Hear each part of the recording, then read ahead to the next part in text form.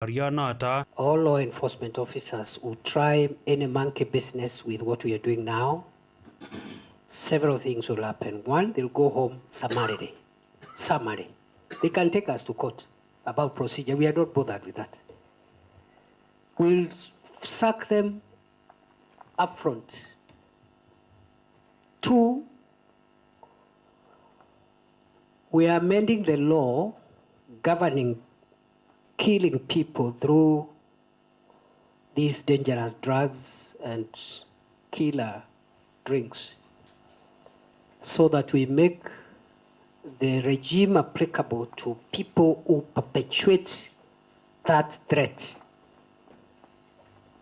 be prosecuted in a scheme similar to how we prosecute terrorism and other organized crime. Koibarasta serikali eng wikit nekosirtoi kakwautik cheterter chebo kirindaetab mung'aretab maiyek ak kerichekab bokitet cheboto keretab babaishek tugul eng emet ak istoetab license chebo kampunishek chechobe maiyek chenootin kou second generation alcohol ak alak ole kichikili licenses ichotok eng betushek 21 kotomo kekon alak chelelach eng kampunishek cheityin makutik tugul chemokotin ole kaitech kindiki kampunishek anan ko biik chemakonyiti kakwautik choto kole kikochini kerkong'et neng'wan. So if you are a police officer or a county commissioner and you take a bribe, you allow some characters to go and kill people,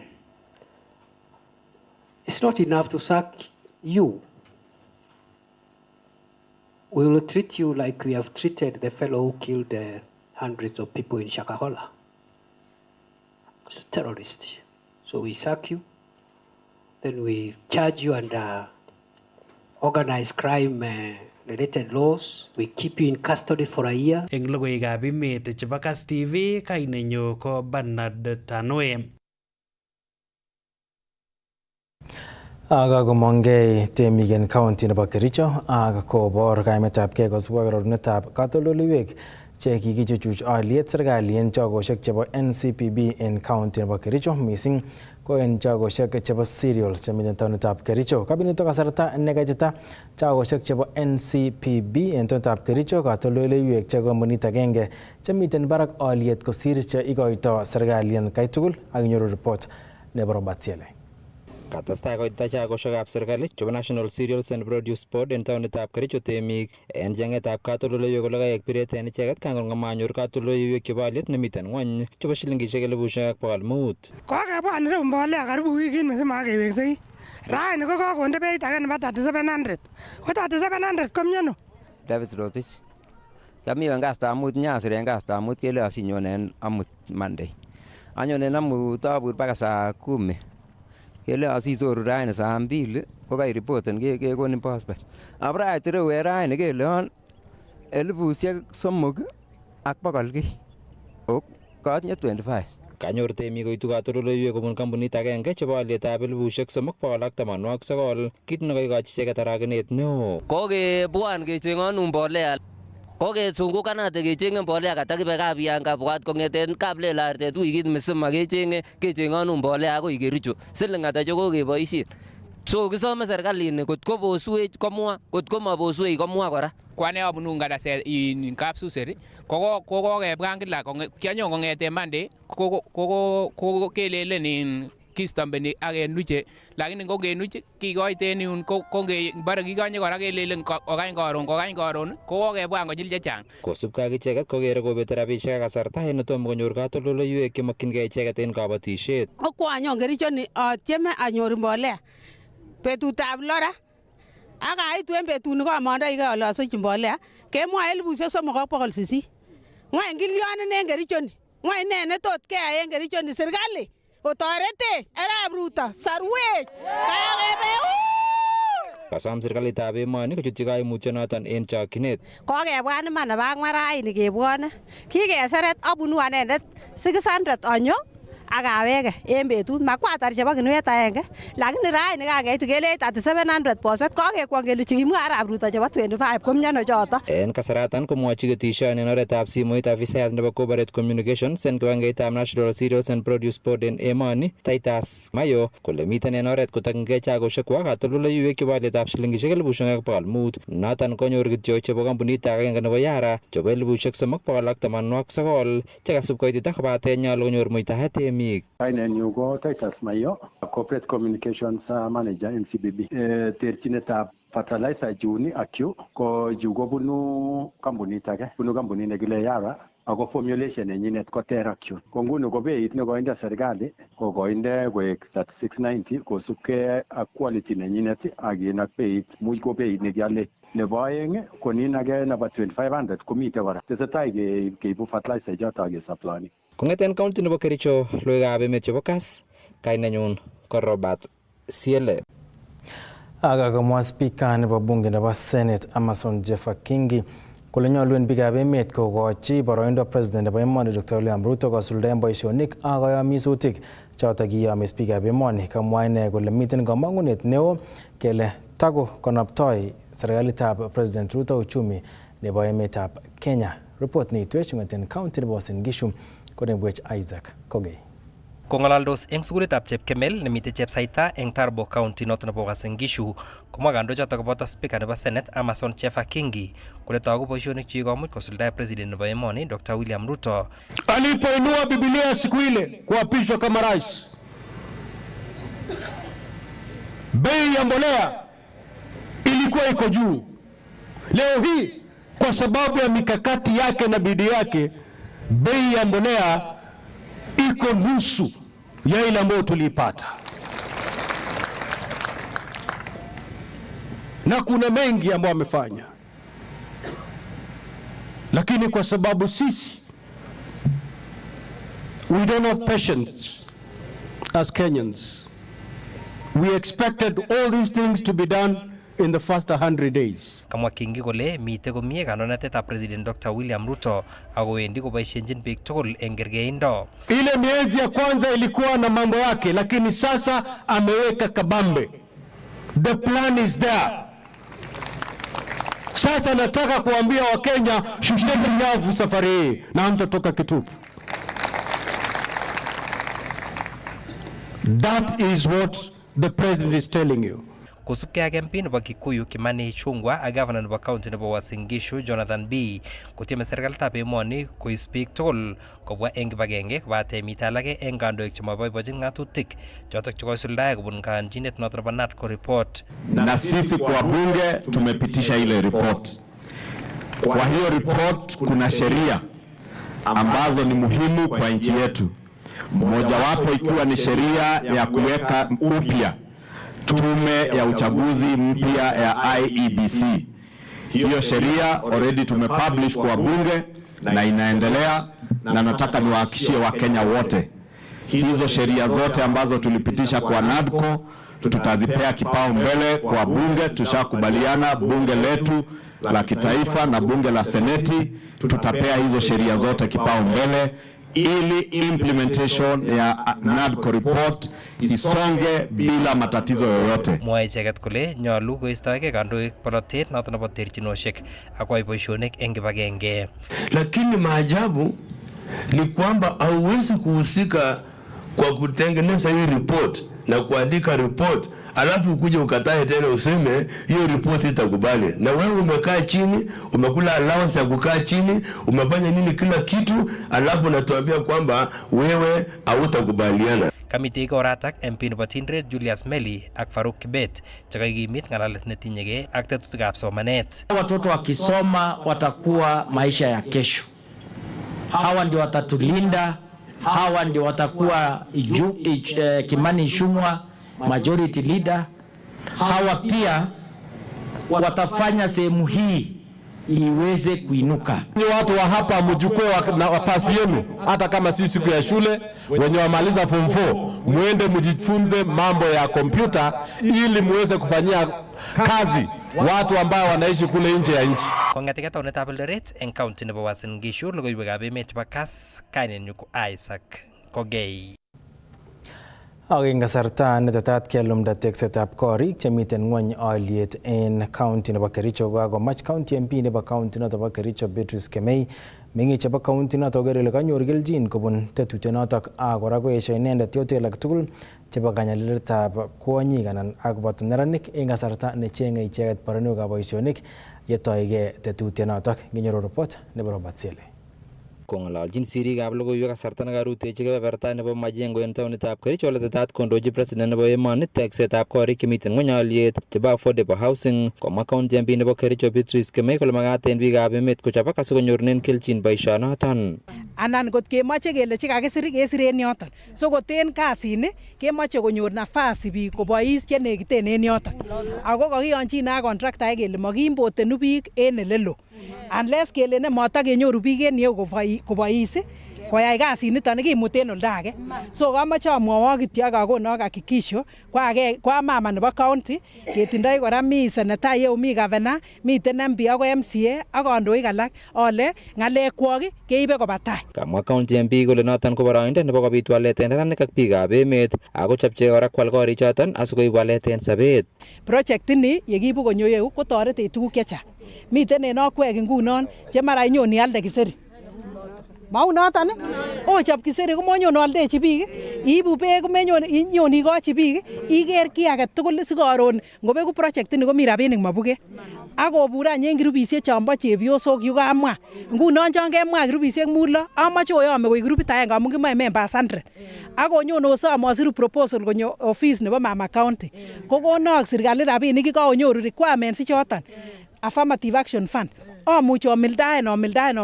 En kasaratan koesha county MP yautik chebo kanyaliletab kwonyik kobun tilyanditab chomyet asikikochi boisiet. En amwa kole makat kiit let ole makat keborien ak kenam biik cheisuldaen yautik cheu choton. Amoche amwochi kwonyik tugul chemi yeu.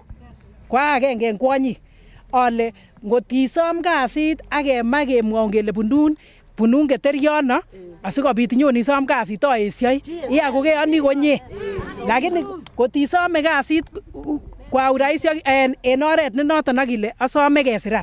Kokot kemwoun kit nemobo iman kele nyon ketuyen en uyan korok asasirin.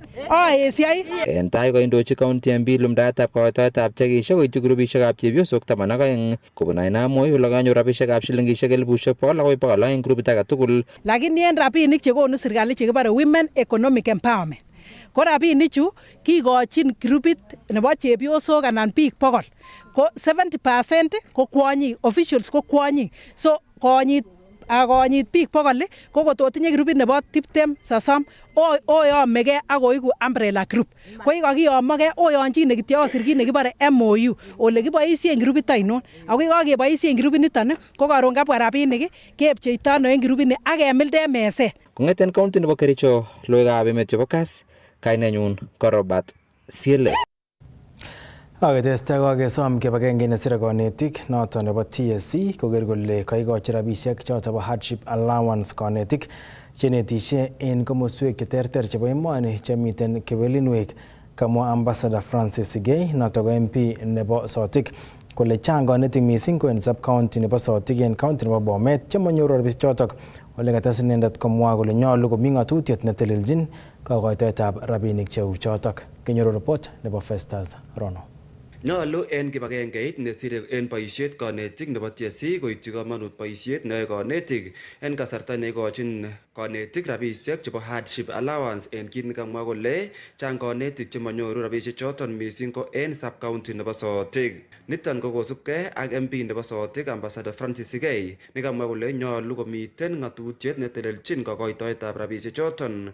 Ole kacher kibagengeit noton bo TSC koker kole kaikoito hardship allowance koityi konetik en kergeindo. The issue of hardship allowance. Hardship allowance is a serious issue.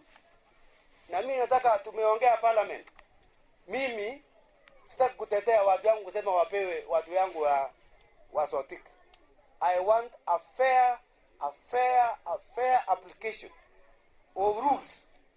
Because mtu akasosuru hapa apati hardship allowance na mtu ambaye yako Mungu atikira hapo, mimi sitaki kwenda kutetea watu ya Sotik kusema patia hardship allowance. I want a national policy ambayo inaangalia fairly kwa kila mtu. walimu wote wana deserve allowance ambao wanataka, lakini let us do it in a fair way, ili walimu ambao wanapata hardship allowance wanajua tuko na hardship allowance. En igorto nekoikoito basari cheite milionisiek 50 chebo kipsomaninik chebo sukulisiekab secondary ak sukulisiekab barak nekakiyai en Kipsingei secondary nemiten en sub-county nebo Sotik, kowekyi kongoi ambassador Sigei konetik chekoyai komie sukulisiekwak ak yoyomis kotoret ichek en komoswek chemokyingei.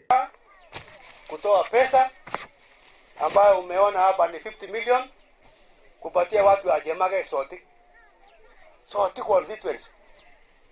Kikochi biik kinyan lok chosiritos ako sobcho en kanyetab ng'o imwa ne age kimoche lokab koroni kobo au kimoche yai zaidi kusich. Kwa hivyo wakati huu leo kwa secondary schools tunapeana milioni 25 25 million kwa watoto ya shule ambayo check siku tayari. Kwa university tunapeana karibu 17 million. Tutafanya kazi pamoja, tutakuwa pamoja pamba kwa pamba ili tuweze kuweka Sotik hiyo kwa map ya Kenya.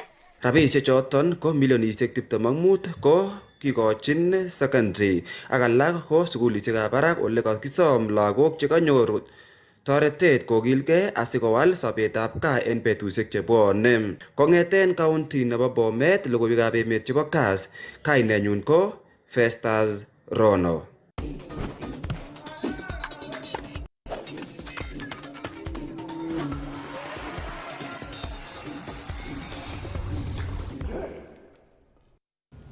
Atochin en ureriosiek kole tetat keyai labatet nebo Lewa Marathon Conservancy en tarikit 29 arawetab lo nebo kenyini.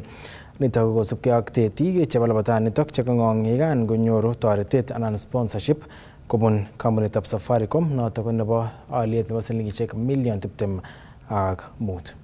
Having Lewa Marathon has become like a magnet and a foundation to bring different ages, people of different races from different nationalities to actually raise money. Actually, this is a race that everybody races for a reason. Everyone who sweats for impact. It's not, and everybody wins because it's not about who became fast. Some of the people would run and finish before the others, but everybody that runs and finishes helps in finishing a project that impacts people in their lifetime.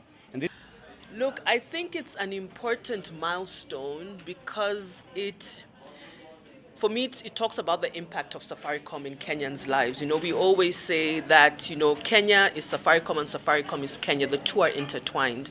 And if you look at our 25-year history, even beyond the sports and the conservation, the impact we have had in people's lives, whether it is, you know, digitizing finance so that, you know, banking is not the preserve of a few, whether it's, you know,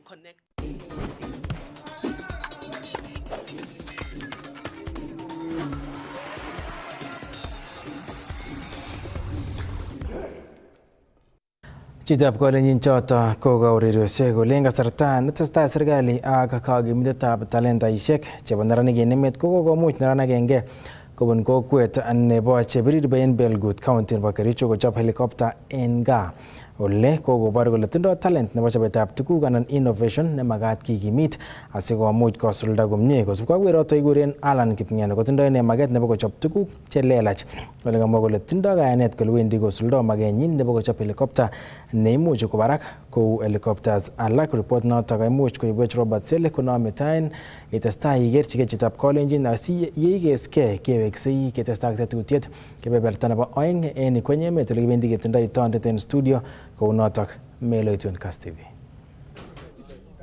Kokwetab Chebirir en Belgut en county nebo Kericho ko en kasartab nekit wikit agenge no kosirto kotestai kotach toek familia agenge en rutoito nebo atkai tugul.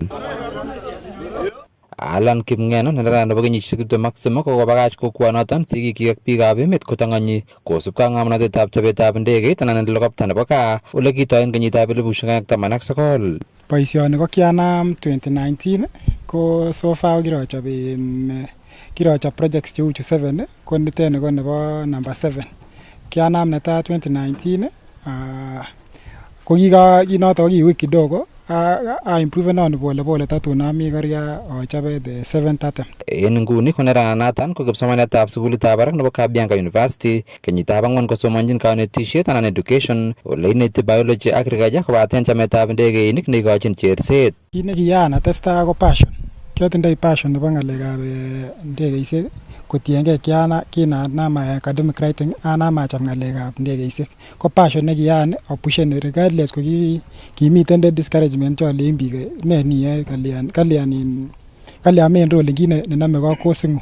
Ko noton kimiten challenges but due to passion atestai ng'alekab ndegeisiek. Kamwa Alan kole kinyor somanet kotar form 4 koboisien muswoknotetab online konetkei akobo boisiet ak chobetab ndegeinik ole boisien injinitab pikipikit ak chumainik chekanyor en gaa ole agoi nguni koboisien rabisiek cheite 38,000. Kinatar form 4 enrollen in academic writing ko academic writing ko kicham oyoe chebo aeronautical engineering chebo students chemiten Dubai.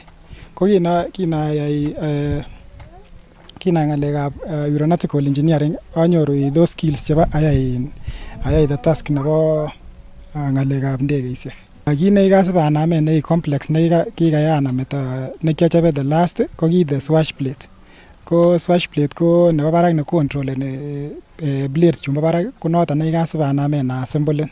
Kikanamen noton assemblen ak aalate the materials tatun anam immediately kimbare katar achobe the swash plate anyon achob the body. Karus kwong'et biikab emet kan konam helicopter lan ole boisien murenik chekimen konomchi ng'wony ndegeinoton amang'et kwo barak en tom konyor chamchinet kobun koagengeit netelelchin ndegeinik en emoni nebo aviation ak netokochengjin kimnotetab terektaetab kei en barak anan balance. En ng'alekab controls ko lazima komiten en your left komiten the throttle neakteni ko accelerator. Ko yan kiaboisien the throttle aboisien accelerator nebo pikipiki. Enginit anyon aboisien nebo Honda CC125 ak on my right ko kiandoi the cyclic control ko netoreti ko move in all directions. Ko collective ko noton netoreti ko liften konyo barak. Apart from that komiten foot pedal ne controleni the tail rotors nenyo ko counteracteni the torque ne coseni the main rotors you rotating. Another thing in it go apart from the throttle inyon in the blades itself. The blades itself ko catch up that such that when the collective ko raise ni kitaba 12 degrees. Ko ngo raise mpaka 12 degrees ko enough the tail drag komuch ko liften the entire body kwa barak.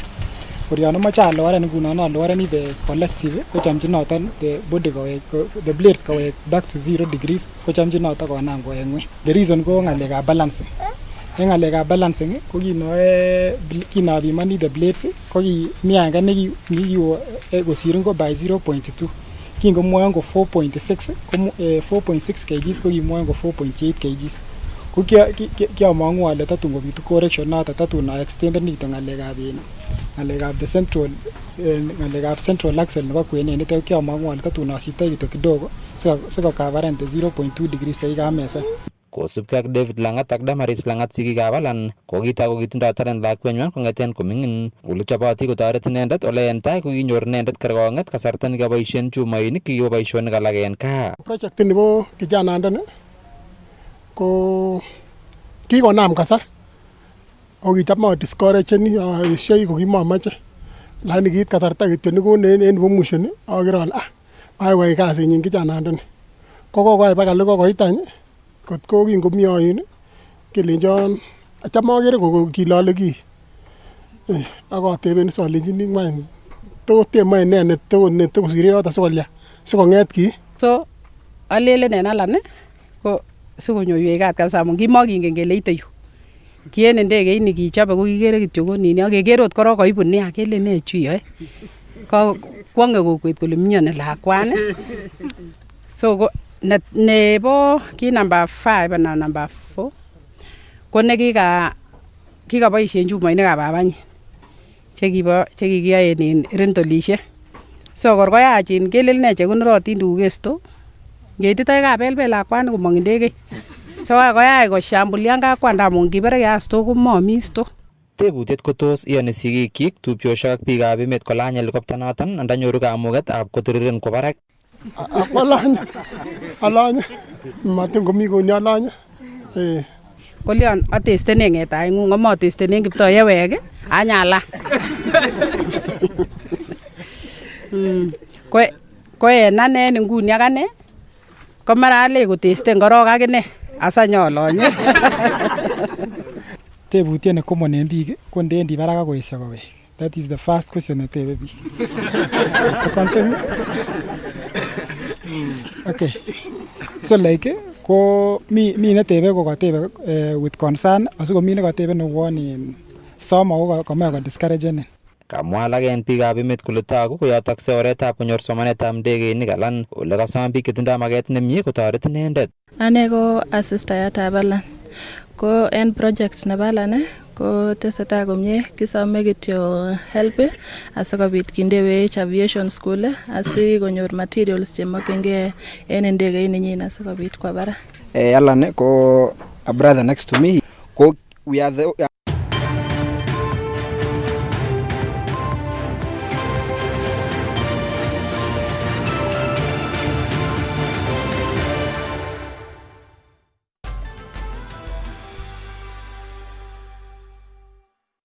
Je, wataka mazao mema ya mahindi kutoka kwa shamba lako?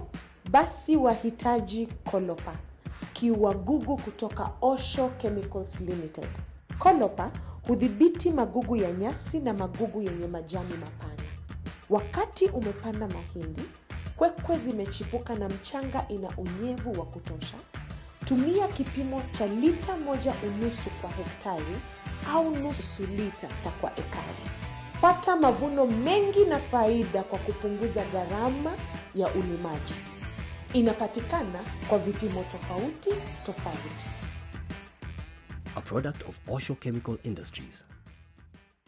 Tos ifundi nenateneria anangoi contractor ananjage tuguli netinye konyin anangochi neimuche koyachige cabling anangoi kimuche irote stimet matimge amun East African Cables komiyu ogoboinye niton ko kampunit neindoi en chobetab cables ak conductors chebo sitimok en East and Central Africa. Tindai logoiwek chemyach amun bwane icheget agoi lenegit ak eleimi en roadshow nemiten en tarikit 14 arawani 2024 kotaunen taonitab Kabarnet, Marigat, Emening, Saos, Eldamaravin, Maji Mazuri, Makutano, Total, Enyumbamo Summit, Londiani Junction, Kadoa, Chepseon, Brook, agoi taonitab Kericho. En Kasta Mutaragi Tamanang Mutarawani Somok Kotaunen Olimbo, Kapsoit, Sosiot, Kabyanga, Ngoina Road, Litain, Kapkatet, Kaplong, Kapkwen, Bomet, Longisa, Hagotaren, Mulot Town. Omangunge, embetushe chotok, asigibabaitak, aginetang missing, agobo East African Cables. Guru Misha He Easter. Fire up your cheer engines. Drivers walk revved up, eye on the prize. It's gonna be a wild ride. From the starting line to the podium finish. Don't miss the action. Guru Misha, your KCB account with a minimum deposit of 1,000 shillings. You could be one of the 8 daily cash winners of 2,000 shillings. That's the much highest weekly depositor, now up to 500,000 shillings. Deposit now via KCB Paybill, bank agent, ATM or at any KCB branch. It's the 2024 WRC. Guru Misha, now feel the roar. T's and C's apply.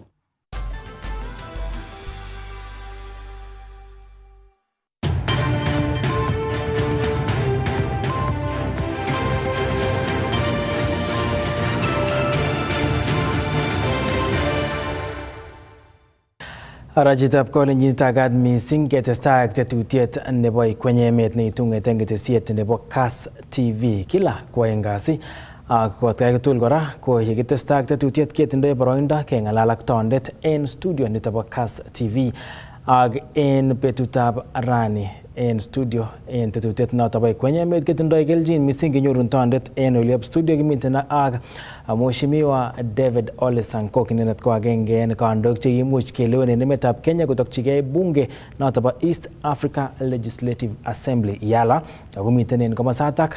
Mheshimiwa, karibu sana katika studio za Kass TV. Asante. Yes, hii ni nasema ni favor kwetu ambao umeweza kutengeneza wakati umefika hapa ili tuweze kujadiliana kuhusu mambo kadha wa kadha ambayo yanahusu nchi yetu ya Kenya na pia katika ule muungano wa mataifa ya Afrika Mashariki. Kwa hivyo asante sana kwa kuja, na tunatumai by the time tunamaliza hii kipindi watu watakuwa wameelewa sana kuhusu ile kazi mnafanya pale Iyala, kwa maana wakati mwingine watu hawaelewi. Ni kweli. Some people don't understand the role, the benefit that we get as member states from the East African Legislative Assembly. Yes. So tonight we are hoping that we'll shed more light on that particular issue. And probably first of all, before we kick off, yes, maybe just a word to our viewers who may be seeing or looking at you for the first time. That camera is yours. Just say hi to the people of Rift Valley, people from all over the world who are watching Kass TV. Good evening, all the citizens of Kenya and outside Kenya who are watching Kass TV. You know, Kass TV is a very powerful TV station in Kenya that is not only watched within Rift Valley but throughout Kenya, and through the digital platform I've interacted with people who watch it from America, from other Middle East, from European countries, yes, and even those who watch from the Far East. I greet all of you and give you my greetings on behalf of myself, on behalf of the 8 countries of East African Community, yes, being led by the Federal Republic of Somalia, Republic of Kenya, the Republic of South Sudan, yes, Republic of Uganda, United Republic of Tanzania, ikiwa na Zanzibar, with the Republic of Rwanda, Republic of Burundi, and finally the Democratic Republic of Congo. Yes. So I greet you all and tell you welcome to our economic bloc, yes, which is one of its own kind in the yes, world. Yes. Thank you so much, Mheshimiwa. Probably just as we start this, what is happening currently is that you are in Nairobi. Yes. And you're being hosted at the Parliament buildings, yes, by the Kenyan Parliament. And you have been here for the past 1 week, yes, or so, and you'll be here for a 3-week session, yes, which is is it the 5th session? It is the 3rd session. The 3rd session of the 3rd meeting of the 2nd session of the 5th Assembly. Quite confusing. 3rd meeting, 2nd session of the 5th Assembly. Yes. And of course, the president was there to welcome all of you to Nairobi. He opened. And that was a moment for him to actually try to advance his own agenda, his own vision for the community. And I just wonder, from that opening address that he gracefully gave to the Parliament, the East African Legislative Assembly, what were your key takeaways? Because of late he has been very vocal on some issues of climate, issues of climate, issues of women agenda. Before we delve into you as a member of Iyala, just a sneak peek into what you took away from that address. Yes, and I think before even we go to that, it is good for Kenyans and those who are watching us to know actually what is East African Community. Yes. And what is the agenda? What does it strive to achieve? Yes. And I want to enlighten people that East African Community is an economic bloc. You know, there is a vision of our Pan-African forefathers. And there were 2 lines of thoughts. The first line of thought was advanced by Julius Nyerere, that for us to be able to unite Africa and remove these colonial boundaries, yes, that are placed on us.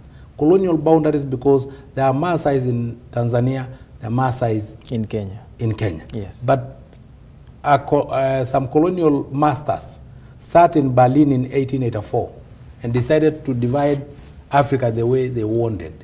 And us as Africans were divided in terms of kingdoms. There was the Maasai kingdom, there was the Buganda kingdom, there were the ones that was led by Haile Selassie. Just like we have the United Kingdom led by the late Queen Elizabeth, 65 years, never elected, there is no democracy. They were just led like that because it was a kingdom. But for us, they started now what we call political social neocolonialism, by trying to brainwash us and influence into using something like calling democracy and so on. So there was that line of thought advanced by Julius Nyerere that for us to unite Africa, let us have very strong economic blocks. Those blocks will now become the building blocks of the United States of Africa. There was another line of thought advanced by Kwame Nkrumah. For him, he wanted an instant United States of Africa and forming the United States of Africa. Yes. But later on, all of us bought into the Julius Nyerere school of thought, because having an agreement, a treaty between 54 states was very difficult. But starting as the East African community of only 3 states, having their own treaty, and then admitting more members the way we have done, now we are 8, up from the original of 1963, 3 of them. Yes. Now we are 8 of us, and there is also SADC, and there is ECOWAS, and there is all those economic blocks. Yeah. Later on, now signing a treaty among those economic blocks will Yes. be easier, and it will be easier for us Yes. to have an overall treaty for the United States of Africa. Yeah. Now, the East African Economic Bloc is a bloc like no other in the world, because we are strategically placed. Yeah. We are the only economic bloc that touches on 2 major oceans and a sea. We touch on the Atlantic Ocean through DRC, Yeah. and also the Indian Ocean through Kenya, Tanzania, and Somali, and the Gulf of Aden together with the Red Sea through Somali. Yes. So we can literally export and import our goods. We can do business to the Far East using Indian Ocean. Yes. Those are countries of Japan, China, the whole of Asia. Yes. And then we can do business with the Middle East and European countries using the Red Sea and the Gulf of Aden. We can also do business to the United States of America, Canada, North America and South America, Brazil, Argentina, all of them, Chile, using the Atlantic Ocean through DRC. Yes. So we are economically, strategically placed as an economic bloc of East African community. Again, it is only East African community which have a coastline that is longer than any other regional bloc. Yes. We have a coastline of 6,500 kilometers. From Tanzania all up the way to Somalia. Yes. Yes. And then again in DRC. Yes. We also have 1.4 billion acres. 1.4 billion acres. And fortunate enough, the 1.4 billion acres is totally arable land. Land that can be used for agriculture, for livestock rearing, or for forestry. Yes. So for us, we don't have a desert. We don't have land that we say we cannot use, apart from maybe the land that is with snow on top of Mount Kilimanjaro and on top of Mount Kenya. Yes. The rest of the land is arable, is good for wildlife, good for livestock rearing, good for agriculture, good for forestry. We are also the economic bloc with the largest number of lakes, the highest number of lakes. True. And very large lakes. Lake Victoria, for instance, is the biggest lake in Africa, the second largest freshwater lake in the world. We also have lakes like Lake Nakuru, Lake Naivasha, Lake Bogoria. Lake Tanganyika is the longest lake that we have in the world, that can be used for blue economy. We have Lake Turkana, Lake Nyasi, formerly known as Lake Malawi, Lake Kivu. I can't name all of them. We have also water bodies in terms of rivers. Yes. The longest river in Africa and the second longest in the world is River Nile, that originates from the East African community and passes most of the countries of East African community, including Uganda and Republic of South Sudan. We also have Congo River. Congo River is the river with the highest amount of water in the world. Yeah. It may not be the longest, the but in most terms of amount the of volume, water. Yes. it is the one that have the largest amount of water in the world. So in terms of blue economy, we are all strategically placed, and that's why we are saying investors should know that this, and actually investors in Kenya should know this. Again, we have a population of 350 million people. That's a huge market. That is a market larger than America. Most of the people have been rushing to America. No. Rush to the East African community because we are soon becoming the world superpower in terms of natural resources. Gold in Congo, by the way, Tanzanites. Don't even mention the gold because gold may be everywhere. Tanzanites are only found in Tanzania. Nowhere else in the world. So this economic bloc is one of the largest and one of the promising economic bloc. You know, again, in terms of wildlife, remove from the world map, remove Amboseli, remove Masai Mara, remove Tsavo, remove Serengeti, yes. Remove the gorillas of Uganda and Rwanda. Yes. Then what do you remain in terms of wildlife in the world? The world become naked in terms of wildlife. So wildlife literally is East Africa. Yes. And East Africa is wildlife. So in terms of tourism, we have an edge. So the tourism hotels and the hospitality industries, if they actually concentrate on East Africa, they can make more money than what they are making in some very funny tourist sites of New York and Dubai and the zoos that are found elsewhere in the world. Mheshimiwa, you've mentioned about tourism, but maybe we'll touch on it a bit later. But there is something you mentioned about the resources we have. Yes. When you collect and you add up everything that we have, it's a massive resource. Yes. The human resource, natural resources, you know, rivers and lakes and all these things. Clearly, we are self-sufficient. Completely. How do we harness all these riches and resources for the benefit of us collectively as a community? The first step is for us to fight the political, socio-economic neocolonialism. Because we have been brainwashed. Our brains have been captured by the West and channel our brains towards what we call capital-intensive investments. And when you invest on capital-intensive investment as a poor country, even as a poor individual, you end up borrowing for you to be able to invest because this is a capital-intensive investment. It requires financial capital. Yes. What we want as an economic bloc, for us to break away from the chains of the political, social neocolonialism, socio-economic neocolonialism, is for us to realize that we are poor and we accept that we don't have money. Yes. So what we do is invest in human capital through what we call labor-intensive investment. Because as you know, our countries in Africa generally don't produce these TVs, don't produce cars. Toyota is produced in Japan, Mercedes in Germany, but nothing is produced in Africa. Yes. These laptops and these... we only assemble. Yes, all of them are produced elsewhere. But we also produce something in large quantities, and that is children. Yes. We produce human beings.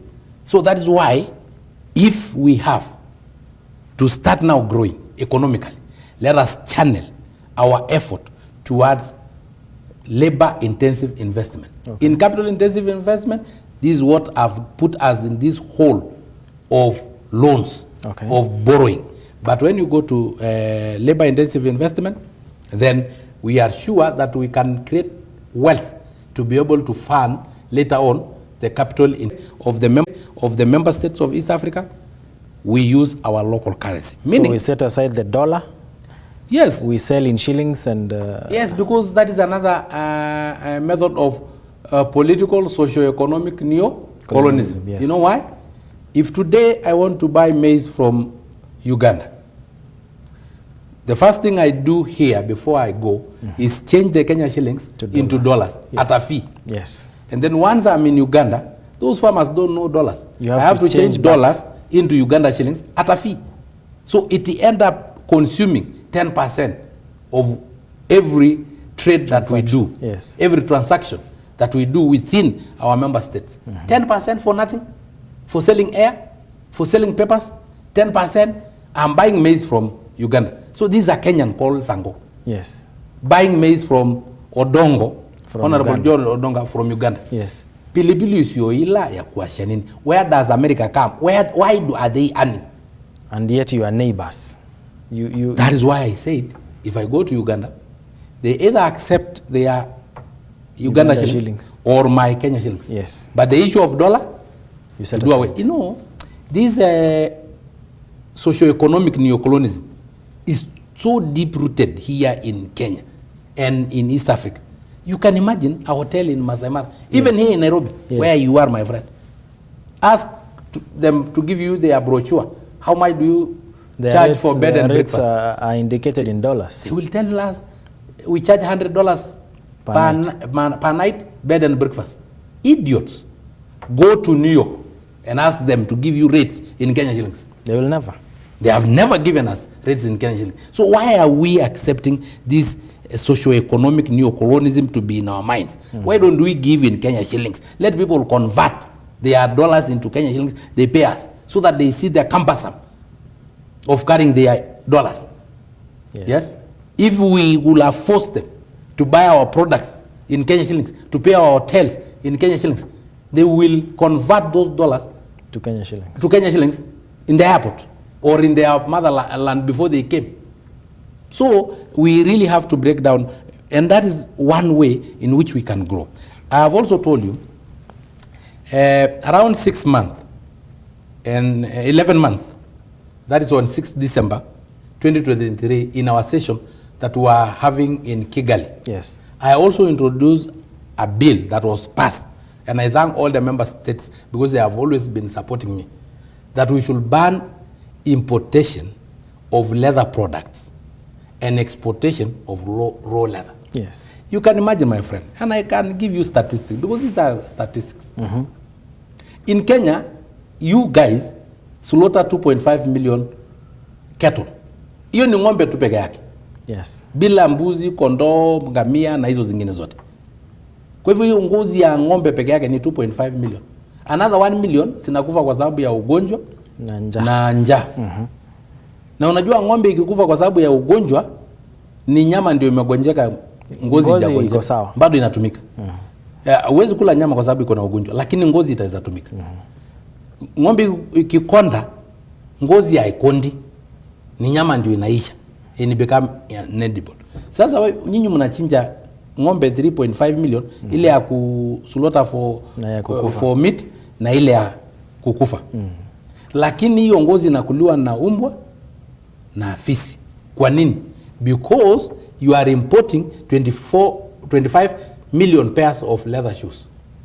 So you can see the contradiction. There is a farmer somewhere who is benefiting from selling shoes to this end.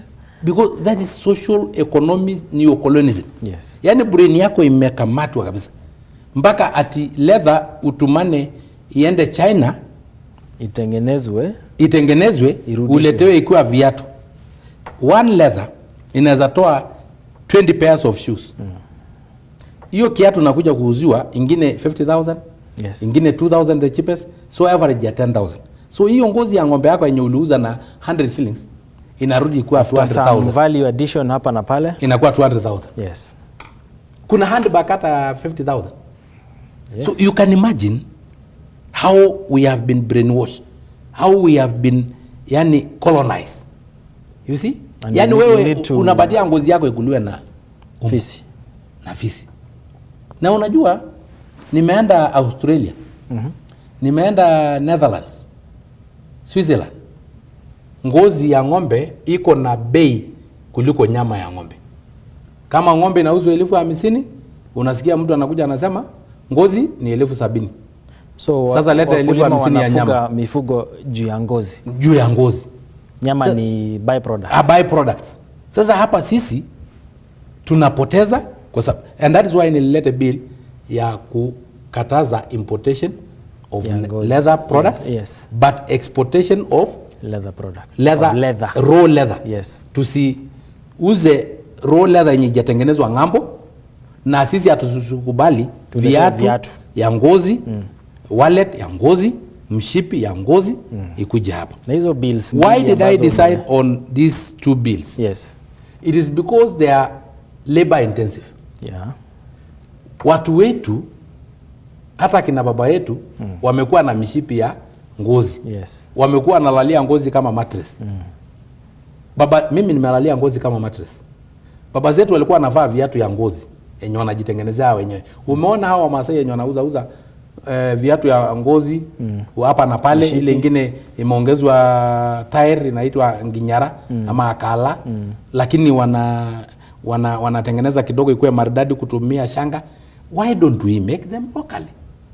Because what they require is labor intensive. Na nimekuambia we have no shortage of supply of human capital.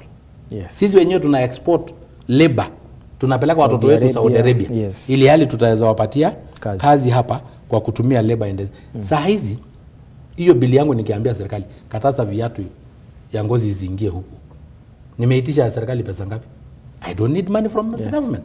Automatically watu wataanza kuanza factory. Hata ule mwenye alikuwa anatuuzia viatu kutoka China ataona kwa sababu asikuji yeye akuje mwenyewe hapa, kwa sababu ngozi ndio hii, wafanyikazi wako hapa, basi tengeneza viatu, ni kutengeneza viatu hapa na iko na soko. Yes. Kwa sababu watoto wetu wenye wanaenda shule hapa nje ya Kenya ni 9 million. Yes. By the way, East African community import 91 million pairs of shoes. Yes. So already the market is there. Lakini sisi these are labor intensive. Ile ingine ya currency, kukuambia wewe ukifanya biashara na Uganda tumia shillings ya Kenya ama shilingi ya Uganda. Ni nini tumeitisha serikali? Tumewaambia waenda waombe loan. Hakuna pesa sisi tunaitisha serikali. Ni ile tu sheria tukiweka kidogo basi sisi wenyewe tunakuza. Na hii sheria especially this one ya currency.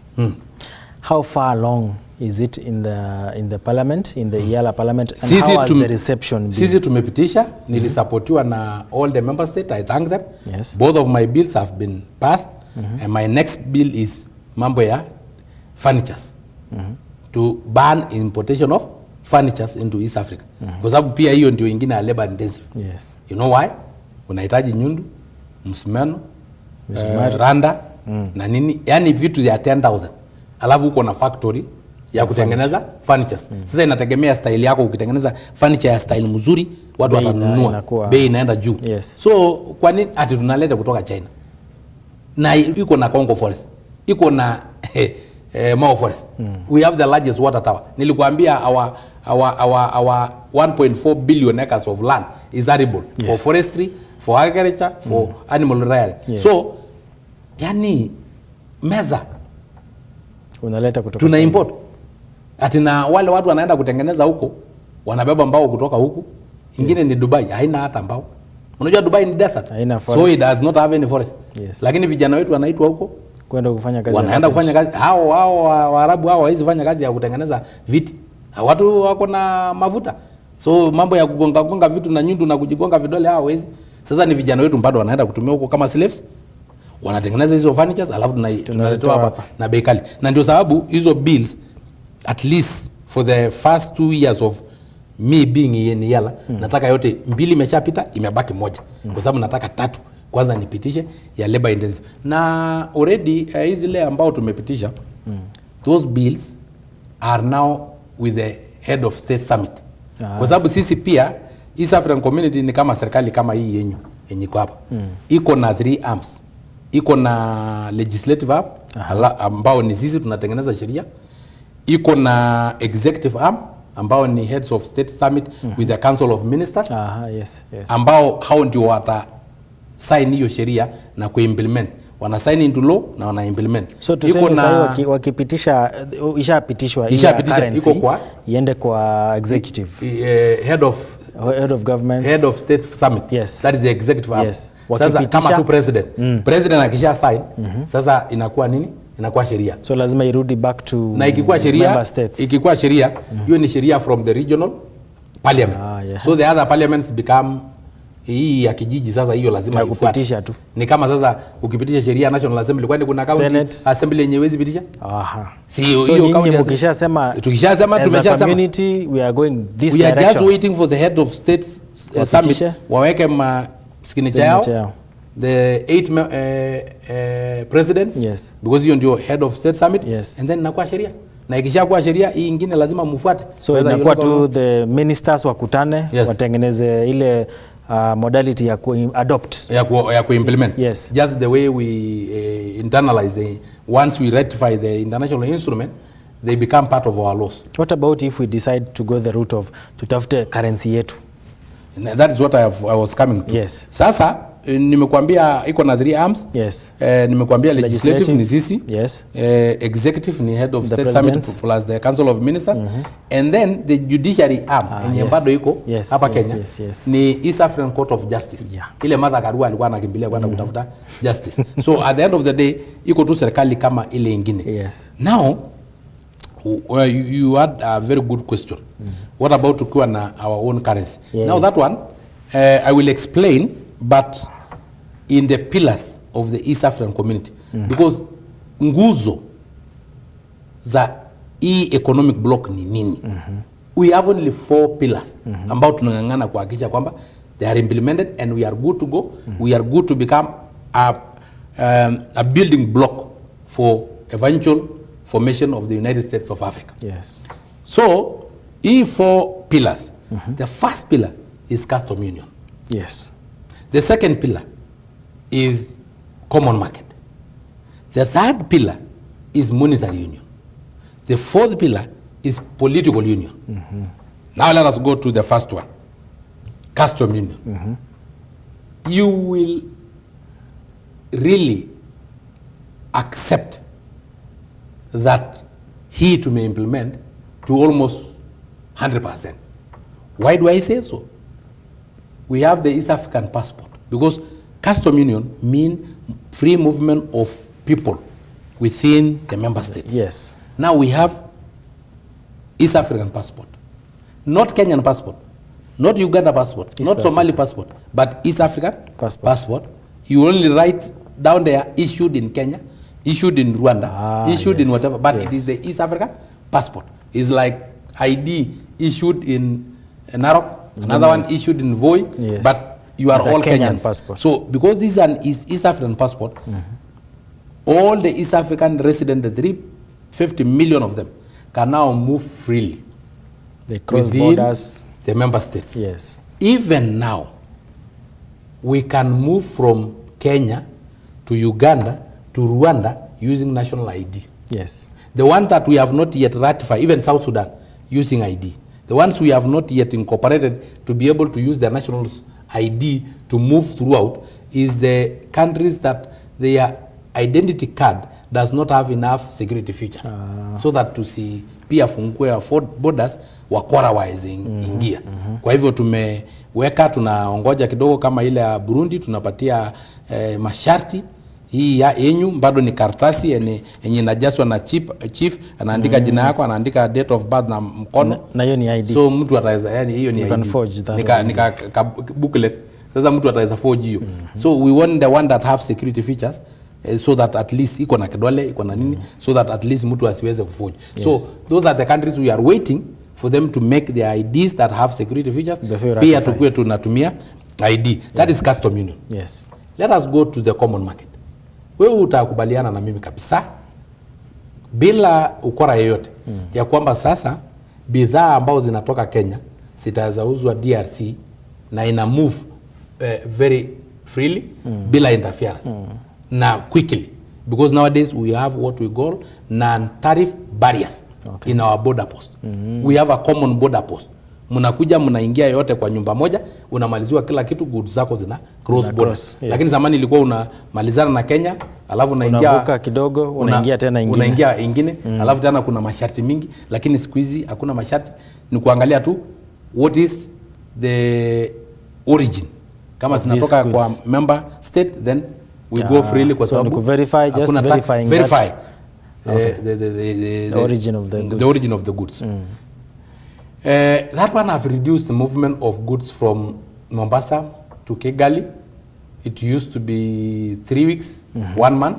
Nowadays it is less than 5 days, because you just count how much time you'll use on the road, but not on the borders, points. Not in Busia border, not Malaba. In Gatuna border. So at least that one we have also implemented common market. Yes. Now the third pillar is monetary union.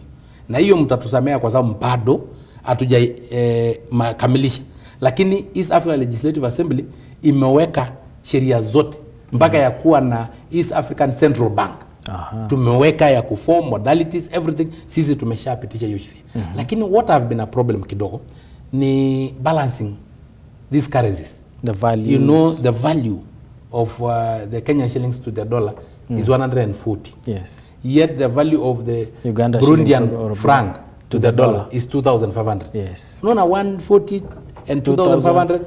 Trying to balance them is also it might devalue our currency. Yes, inakuwa pia changamoto kidogo. Yes. Because we have to have experts who can now tell us how will the Kenya retain their strength, yes, while the others also come up to meet with us there. And that's why nilileta kwanza bill as a precursor. Yeah. Ya kwamba kwanza tuachane na mambo ya dola.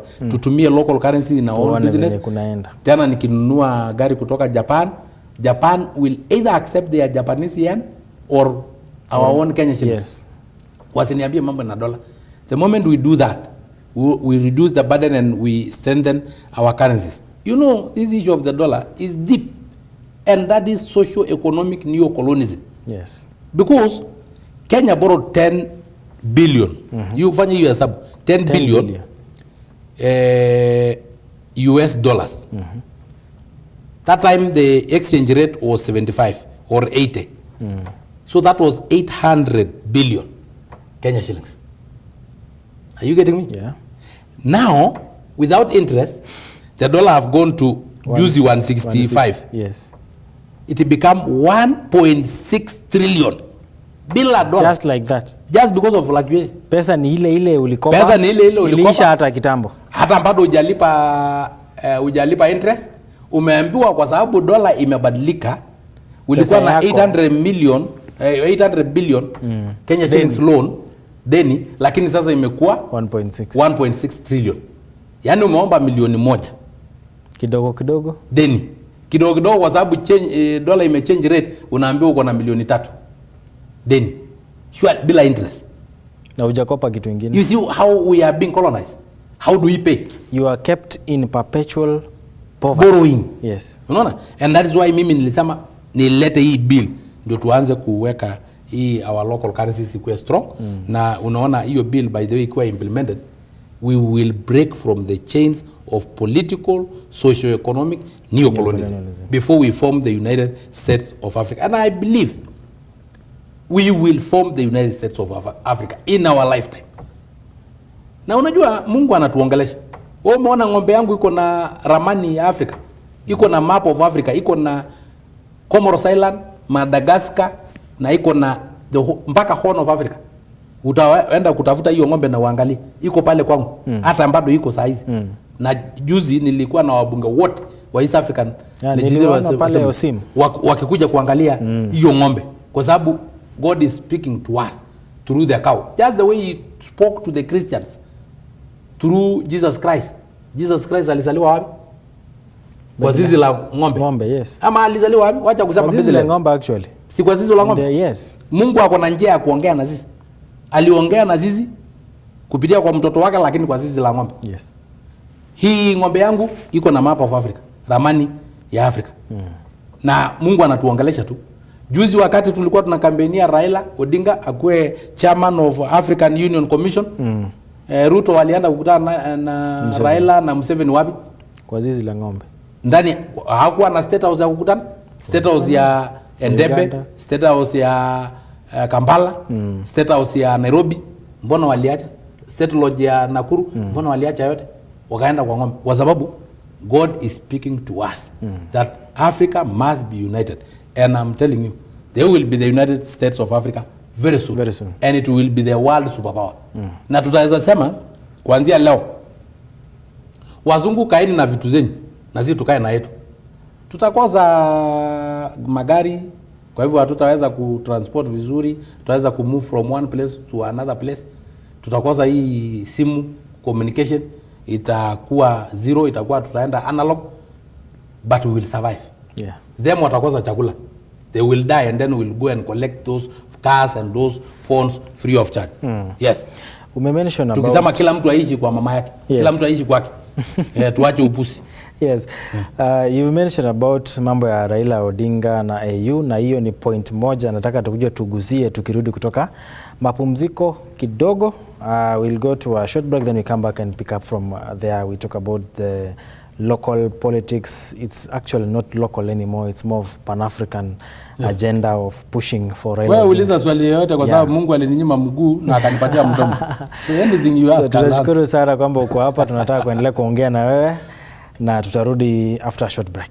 Thank you. Chitap Kalenjin kitestai ngalali en studio nebo Kass Tv tetutiet nebo kwenye met kemiten ak Mheshimiwa David Ole Sankok, inendet ko MP nebo Yala noto ko East African Legislative Assembly, ako inendet kakomuch kongalwech akobo tetutik chetesetai en EAC, East African Community, choto chetinyegei ak bandab tai nebo emotinwek che sisit chemiten en kibagengeit anan kotetabgei nebo emotinwek choto. Kibendi kimuch kasarta nenwach yekiwege kengalali akobo bolotet noto mising netinyegei ak kandoindet noto nebo chamaitab ODM Raila Odinga ak magenyi nebo ko inendet kobo konam boroindo nebo koik nebo ngecheret en committee notok netinyegei anan tononjin OAU anan AU, African Union, ko noto meloitu kainayon ko Victor Korir kiweksei en nematian.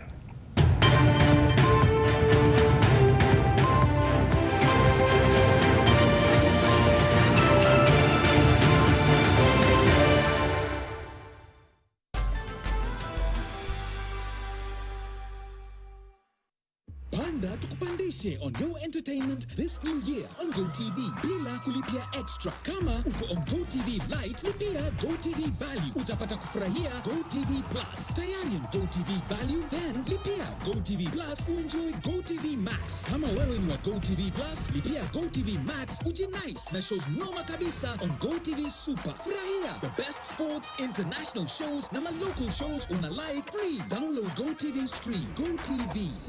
Ni msimu wa kuvuna chapa na tatua tatu. Kuna guaranteed 1,300 vuna cash baada ya kila nusu saa na daily vuna bonus ya 1,100 kila Jumapili. Unaweza vuna hadi nusu milioni ama tuktuk ndani ya Tatua Bonanza Live na zawadi zinginezo. Vuna chapa leo na tatua tatu. Ingia kwa M-Pesa paybill number 150 account, weka namba zako tatu za bahati, fuatiza na neno Kass. Amount ni shilingi 10 hadi shilingi 1,000. Over 18s only. Gaming can be addictive. Play responsibly. BCLB number 000898.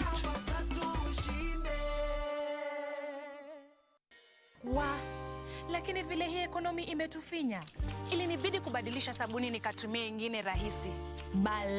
Ilibidi nioshe kila kitu mara 2. Sikuwa na otherwise, nikarudia Ariel. Usafi bora kwa mwosho mmoja. Je, wataka mazao mema ya mahindi kutoka kwa shamba lako? Basi wahitaji Kolopa, kiuagugu kutoka Osho Chemicals Limited. Kolopa hudhibiti magugu ya nyasi na magugu yenye majani mapana. Wakati umepanda mahindi, kwekwe zimechipuka na mchanga ina unyevu wa kutosha, tumia kipimo cha lita 1.5 kwa hektari au nusu lita kwa ekari. Pata mavuno mengi na faida kwa kupunguza gharama ya ulimaji. Inapatikana kwa vipimo tofauti. A product of Osho Chemical Industries. Tos ifundi nenateneria anangui contractor ananjage tuguli netinye gonyin anangochi neimuche koyachige cabling anangoi kimuche irote stimet matimge amun East African Cables komiyu ogoboinye niton ko kampunit neindoi en chobetab cables ak conductors chebo sitimok in East and Central Africa.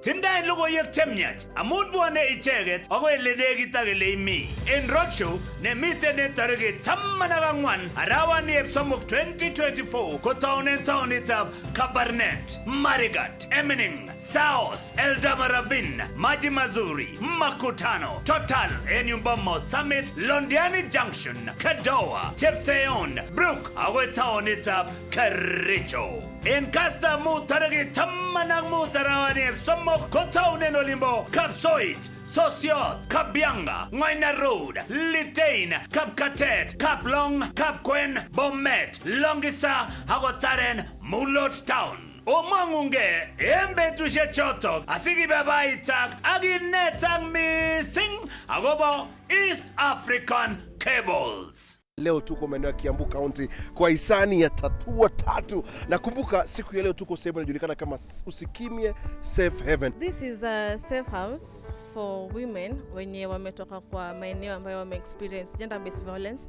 So akikuja hapa tunawafanyia ile kwa welcome. Tunawaambia wako play safe, the perpetrators wenye walikuwa wanafuata kwa umiza, they won't follow them here. Sisi tuna furaha kwanza kabisa, watatu tumeona wametufanyia shopping, like tunajua tuko mambo yote itakuwa rahisi kidogo. Tena tunafurahia, tunaona wametuletea tank. Actually tuna project ya kulima ambapo naona sasa tukistore maji kwa hizi tank. Asanteni sana watatu. Leo niko na mshindi wetu, atatueleza majina yake kamili na ametoka sehemu gani ya nchi yetu. Habari gani? Salama. Ningependa kujua majina yako na umetoka sehemu gani ya nchi yetu. Naitwa Agustin Kipsongo Karap Cheruyo, kutoka sehemu ya Nandi. Tena Uasin Gishu na Trans Nzoia. Umekuwa ukicheza loto kwa siku ngapi ama miaka ngapi sasa? Muda mrefu wake, lakini sichezi sana. Pengine once ama twice a week ndio ninacheza. Na ukicheza unacheza na shilingi ngapi? Kawaida ni kutoka 50, lakini kawaida siwezi kupita 200. Umeshinda chochote kwa ule muda ambao umekuwa ukicheza loto? Hii ni mara ya pili. Mara ya pili? Hii ni mara ya pili. Congratulations. Mara ya kwanza ulipata nini? Nilipata 1500. Karibu miaka 3 iliyopita. 1500 na leo hii tunasherehekea 1400. Wewe una ile nyota. Ushaisikia ukisema kuna nyota? Well, ni luck ya mtu. Ni luck kweli. Sababu tunasema Mwenyezi Mungu, ukipata hiyo basi shukuru Mungu. Usipopata shukuru hata Mungu. Utafanyia nini 1400? Ngine nanunua kitu kama ng'ombe, alafu pengine kwa sababu natoka mahali ambayo pengine watu ambao wanaishi kwa upande huo tunapenda vitu kama ng'ombe, alafu kuwa nikiona nitakuwa nikifurahi. Hii ng'ombe utaita aje? Hii ng'ombe ambayo utanunua nayo pesa ya loto. Pengine utaweza hata kuita loto. Over 18s only. Gaming can be addictive. Play responsibly. This message has been approved by the BCLB. Changamka, cheza loto. Leo tuko maeneo ya Kiambu County kwa hisani ya Tatua Tatu. Na kumbuka siku ya leo tuko sehemu inajulikana kama Usikimye Safe Haven. This is a safe house for women wenye wametoka kwa maeneo ambayo wame experience gender based violence. So akikuja hapa tunawafanyia ile kwa welcome. Tunawaambia wako play safe, the perpetrators wenye walikuwa wanafuata kwa umiza, they won't follow them here. Sisi tuna furaha kwanza kabisa, watatu tumeona wametufanyia shopping, like tunajua tuko mambo yote itakuwa rahisi kidogo. Tena tunafurahia, tunaona wametuletea tank. Actually tuna project ya kulima ambapo naona sasa tukistore maji kwa hizi tank. Asanteni sana watatu. Leo niko na mshindi wetu, atatueleza majina yake kamili na ametoka sehemu gani ya nchi yetu. Habari gani? Salama. Ningependa kujua majina yako na umetoka sehemu gani ya nchi yetu. Naitwa Agustin Kipsongo Karap Cheruyo, kutoka sehemu ya Nandi. Tena Uasin Gishu na Trans Nzoia. Umekuwa ukicheza loto kwa siku ngapi ama miaka ngapi sasa? Muda mrefu wake, lakini sichezi sana. Pengine once ama twice a week ndio ninacheza. Na ukicheza unacheza na shilingi ngapi? Kawaida ni kutoka 50, lakini kawaida siwezi kupita 200. Umeshinda chochote kwa ule muda ambao umekuwa ukicheza loto? Hii ni mara ya pili. Mara ya pili? Hii ni mara ya pili. Congratulations. Mara ya kwanza ulipata nini? Nilipata 1500.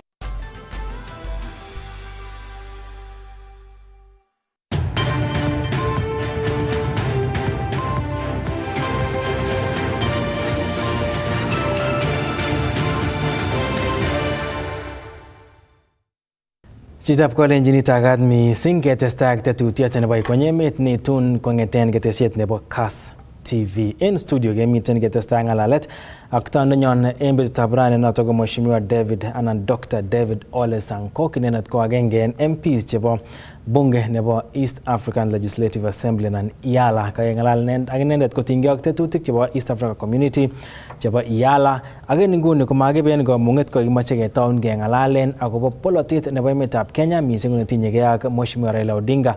Inendet ko nemoche en inguni kobo konam boroindo en AU anan African Union. Ako komokitau ngalalet amache kenyorun video nenwach nengeten channel noton nebo YouTube nebo Mheshimiwa Sankok asikeboe kengalalen akobo noton. This is my favorite cow called Nyambura. She was born between 2016 and 2017 within my herd of cattle. And as you can see, there is a rubber stamp from God, the map of Africa, because here is Madagascar, Comoros Island, South Africa, East Africa, Horn of Africa, North Africa, West Africa, and Central Africa.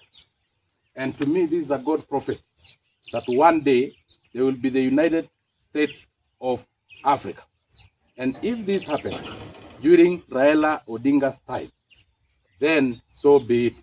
And from today, I baptize Raila Odinga not as the incoming chairman of the African Union Commission, but as the president of the United States of Africa. Because to me, I know there is only one soul alive who can carry the aspiration of our Pan-African forefathers of uniting Africa into the United States of Africa, USA. That is none other than His Excellency, the Right Honorable Raila Odinga, aka Agwambo Tinga mwenyewe. The little boy is very healthy. Yes. And milk from this cow also tastes African.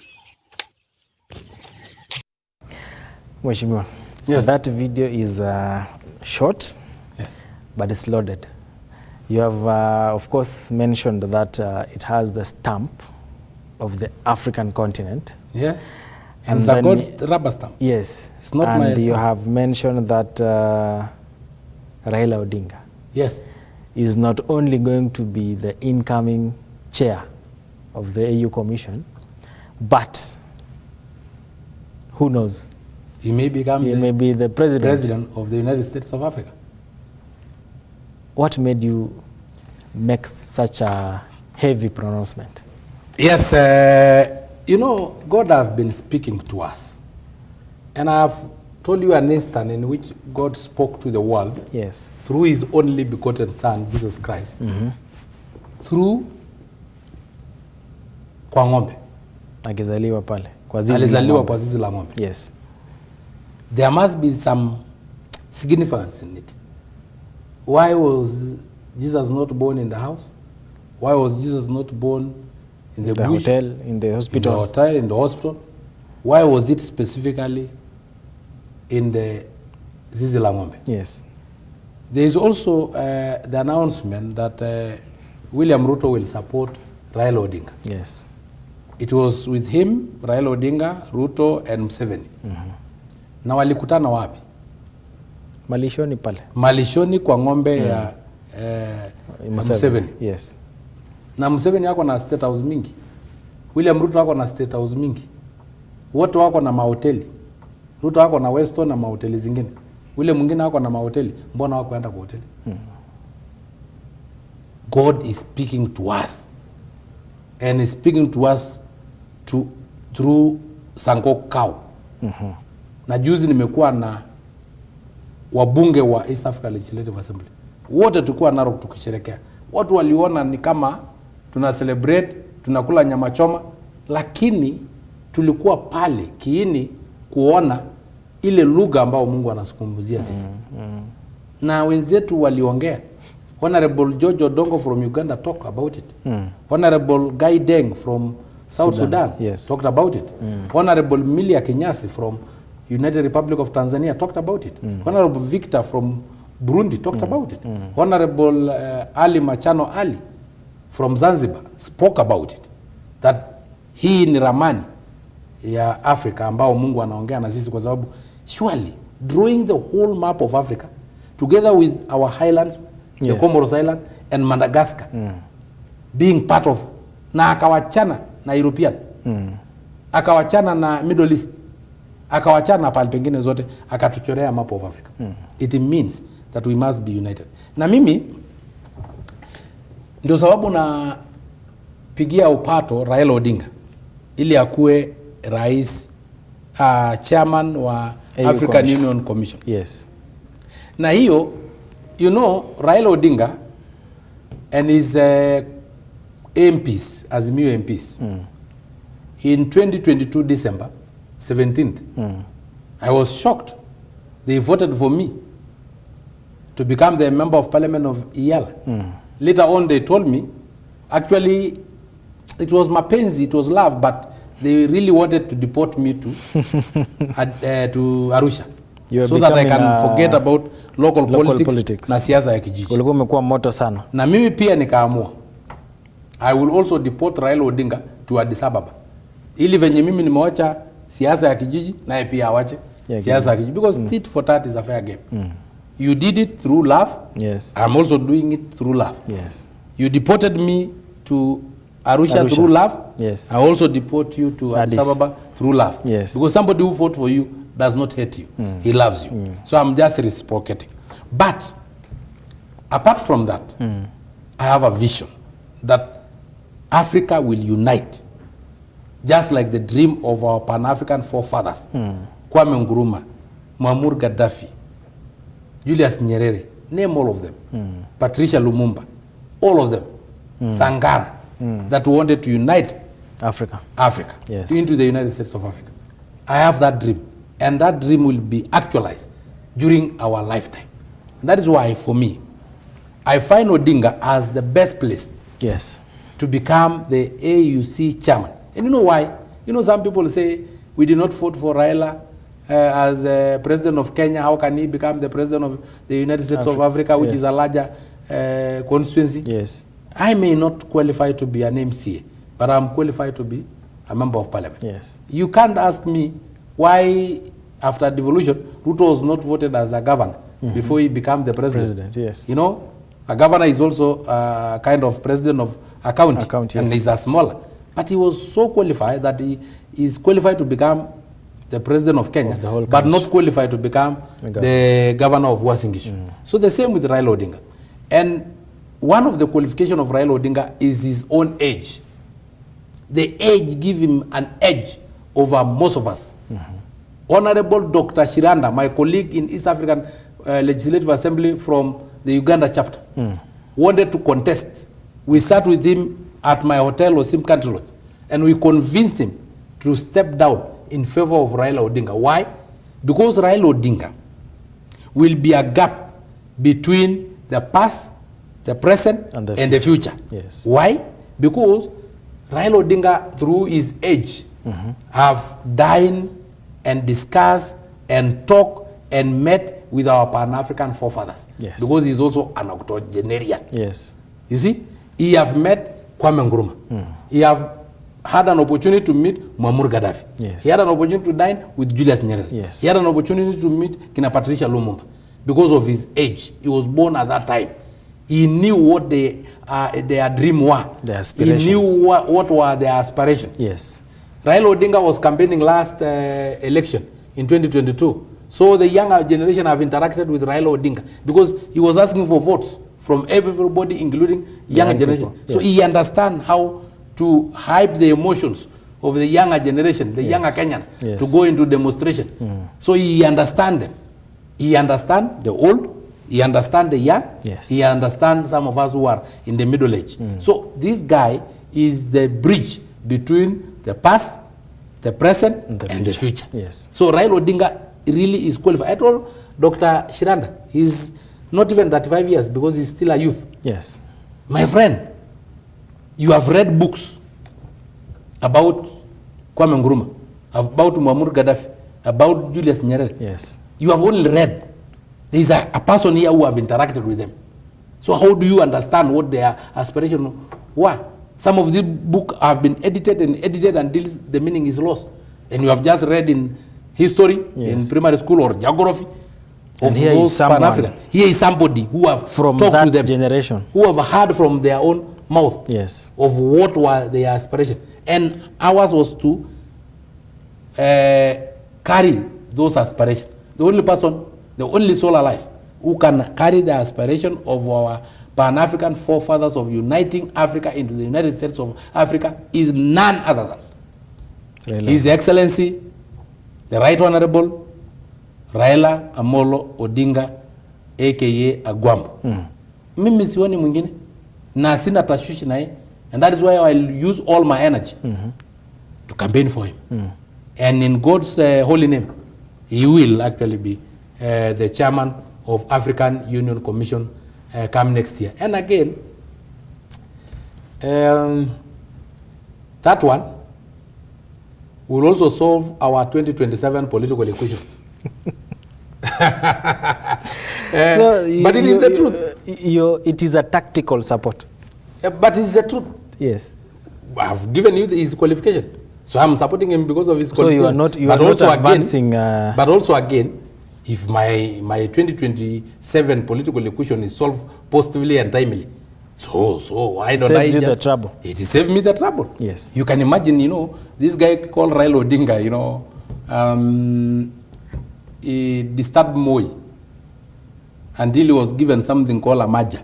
You can give it whatever name you want. But the fact is that he benefited. He became the Secretary General of KANU and a minister. Yes. He also disturbed Kibaki in one way or the other until he forced something called a coalition government. He was given the prime minister position. And then again, I don't know how he messed up with Uhuru until he was given something called handshake. You can name it Maja, coalition, handshake, or whatever you call it. And then he became the chairman of infrastructure in the whole of Africa. Yes. Now again, he's also dealing with us. Yes. He's also dealing with us, and very soon he'll become the chairman of African Union Commission. This is somebody with who can survive any storm. Yes. So for me, I think if we were able to deal with him in 2022, together with William Ruto, together with Uhuru Kenyatta. Yes. That force of Raila Odinga and Uhuru Kenyatta, and we were able to withstand it as the UDA and Kenya Kwanza and Takatanga Brigade. You can imagine when he's out of the picture and Uhuru, the constitution bar him from contesting, and then we are left with the likes of Kalonzo and Eugene Wamalwa. Unajua ni kama ule mtu ulikuwa umejitayarisha kulima shamba huko na majembe ya ketira. Alafu all of a sudden unapatiwa kakaamba ile ya haru tu, you don't even need the jembes. Yes. Itakuwa ni kukimbia tu vuruga kidogo, alafu no contest. Inaenda vizuri. No contest in 2027. Ndio nasema hii support yenye naona mnapatia Raila Odinga, hii support yenu hii, it is tactical. Ni mapenzi ya kupenda, but the thing is, watu wa media, nyinyi ni watu wa kurokota tu mshene na kubadilisha majina na kutengeneza. Nimekuambia mlisema maja, mkasema coalition, mkasema handshake, mkasema whatever. Now give this one another name. Whichever you'll give it, sisi tunakubali. Kwa sababu nyinyi ndio mlipatiana ile mambo ya maja. NDP na KANU. Nyinyi ndio mlileta ile nyingine ya ODM na NAC. Yes. Na NDP na PNU. Yes. Mkasema hii ni maja. Kulikuwa na code, kulikuwa na NASA, kulikuwa na vitu mingi. So mpatie tu jina yenye mnataka. Lakini sasa mheshimiwa, even as the government, the current government ya Kenya Kwanza supports Raila Odinga from a good place. Yes. Yeah. And by God's grace afaulu. Yes. What do we stand to gain as a country, because tumetuma mtu wetu pale? What do we stand to gain? That is a very good question. Yes. We have had a 5 chairperson of AUC, African Union Commission. All of them, none of them was from this region called East African region. Okay. We have heard from the North Africa, we have heard from West Africa, we have heard from Central Africa, and even South Africa. Now it is a turn for East African community. So if we all combine and go as a united economic bloc, we will be respected by other economic blocs in Africa, like SADC, IGAD na hao wengine. Watatuheshimu. ECOWAS watatuheshimu ya kwamba sisi pia tumeungana, tumeambia wengine wenye walikuwa wanataka kutafuta hii kiti wawachane, tunaungana namna hivyo. Again, since uniting Africa into the United States of Africa is gaining momentum, I think it will gain a lot having the first president of the United States of Africa. Kwani yuko shida gani? Si hapa tumekuwa tunganganiana nyinyi wakale mnataka kuwa na president, Wabaluyi wanataka kuwa na president, Wakikuyu wanataka kuwa na president. Hata sisi wa Masai tumetaka kuwa, tulijaribu pale Tanzania kupitia Lowassa na Ole Sikoine hatukufaulu, lakini pia unasikia tulipata uchungu mingi sana wakati yenye hatujafaulu. So this time around pia sisi tukipata kama East Africa, what are you gaining as Kalenjin that you are voting as a bloc so that you have the president? What were the Kikuyus gaining when they were voting Uhuru Kenyatta as a bloc so that they can have the president? Of course, whatever you guys were trying to get is whatever we will also try to get when we have Raila Odinga as chairman at the head of the table, as the head of African Union Commission, and eventually the United States of Africa. And because most, or I would say all, of the IALA MPs who are currently in Kenya, while you are hosting them at your place in Narok, the major theme, the overriding agenda was integration. Yes. Regional integration. Yes. Now, if we are to get Raila Odinga into the AU Commission, yes, would we manage to have some trickle-down effects to support this EAC integration, or would we be projecting the integration to the whole of the continent? Would we have our own space to grow before we spread out? You know what is killing Africa is the statement you have just made. Our own. Yes. What is your own? That is not African the rest of own. Africans. What is your own? Yes. You know, if we allow you to go with that language of our own, you just start saying our own in East Africa, you start saying our own in Kenya, you start saying our own in Kalenjin, you start even going to a county, saying our own in Nandi County, and then before that we realize you go to villages and say our own in this village, and you start even going to clan, so our own in this clan. We really need so we to shed need to this. say some characters sat in Berlin in 1884 and subdivided Africa partitioned. in the scramble of Africa. Yes. Partition Africa. Yes. Put Honorable David Ole Sankok in the Kenya side. Honorable Milia Kenyasi, who is also a Maasai, to the other side of Tanzania. Yes. Put Honorable Odongo, a member of parliament in Yala, in the other side of Uganda. And put Raila Odinga, who is also a Luo like the other one, on the other side of Kenya. We don't want those boundaries. So when I talk of our own, I talk of our own Africa. In terms of Africa. You know, when we were admitting Somali, some characters somewhere said Somali have a problem. They are fighting. The origin of Al-Shabaab is in Somali. Yes. I don't see problems. I see opportunities. For me, I saw through those problems you guys were projecting. And I saw Somali coming with 3,500 kilometers of coastline. That is what I saw in Somalia. I saw Somali coming with herds of cattle and camels that will add value to the East African community. So people were seeing problems in DRC. There is a lot of fighting in Eastern DRC. In Goma, for me, I saw the opportunities. Yes. The largest water tower that is in DRC, Congo Belt. Yes. The river with the largest amount of water, volume of water, that is Congo River. You know, that is what I saw. The large landmass that is arable, that is what I saw. You know, because for us to be able to unite Africa, we have to discard this myopic view in our own neighbors, in our own brothers. If they have a problem, we have a problem. We need to solve those problems ourselves. Because African problems require African solutions. And we cannot just go like this and say this one is our brother, yes, but they have problems, they are fighting. It is us to go and solve those fightings. That is why the East African community have sent army to try and return peace to the Eastern DRC. That is why we went as East African Legislative Assembly, the Committee on Regional Affairs, to monitor the election that was in DRC. Not to infringe into their space, not to micromanage them, but to tell them, look here, brother, we need peace, because when you are at war, the whole of Africa is at war. Yes. When you are not in peace, we are not also in peace, because we are our brother's keeper. And I see opportunities rather than those little things you say, my brother, you know, our own. Yeah. My own is Africa. Okay. Our own is Africa. And our continent is Africa. And we cannot continue being enslaved. We cannot continue having boundaries drawn by some characters who want to enslave us. Yes. And they actually enslaved us. You know, they divided us into very funny names. You remember East African Protectorate is due for the British. British, yes. There was another Belgium, you know. At the moment, it is even so funny that in East Africa Legislative Assembly, we are almost using sign language to discuss.